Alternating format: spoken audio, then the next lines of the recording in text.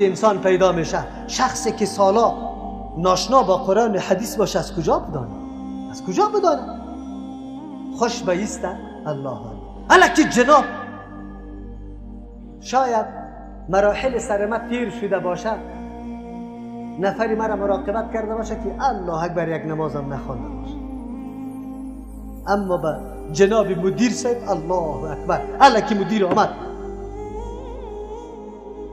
بوتی خود شاید 10 متر دویده باشه، بگو این دویجا پای کرده باشه. چرا؟